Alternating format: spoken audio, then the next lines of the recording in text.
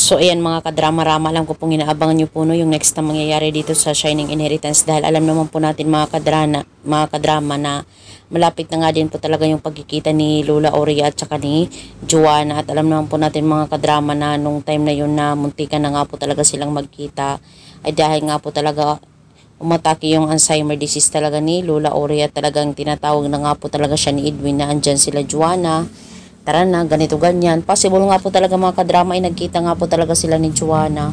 Hoping nga po talaga sa pagkikita talaga nila ay humingi nga po talaga ng tawad itong si Joanna dito kay lola niya. Dahil alam naman po natin mga kadrama na kahit yun naman talaga yung sinabi ni Joanna na gusto na daw niya na mawala na lang yung lola niya, ganito ganyan, dahil nga po sa binibidog nga po talaga yung ulo ni Lani at saka ni Charlie. Hoping nga po sa pagkikita nila ay humingi talaga ng tawad itong si Joanna na sabihin niya na, Lola, sana mapatawad niyo ako sa mga maling nagawa ko, please. Diba? Alam mo naman yung lahat ng mga nagawa ko sa'yo. Dinidma kita. Hindi kita inaalagaan bilang apo mo. Diba? Pero hoping nga po talaga mga kadrama ay maalala na po talaga ni Lola Aurea itong sila Joanna. Kasi kahit nga po talaga itong si Edwin ay talagang tinanong niya kung sino talaga siya eh. Pero dahil nga po talaga dito, possible talaga itong si Lola Aurea walang maalala dito kay Joanna, ay wala lang. Sa kanilang pagtatagpo ay parang wala lang. Diba? O di kaya sabihin niya na, sorry, dahil hindi kita naalala kung sino ka. Diba? So, possible maging ganun talaga yung scenario mga kadrama dito sa Shining Inheritance.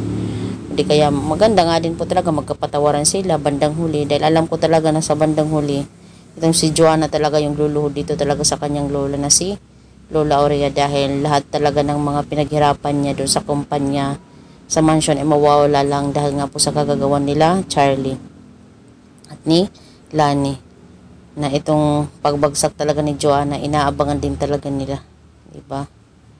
Kawawa talaga si Joanna pagdating ng panahon, pati din talaga si Yuan, ang mga ari-arian nila.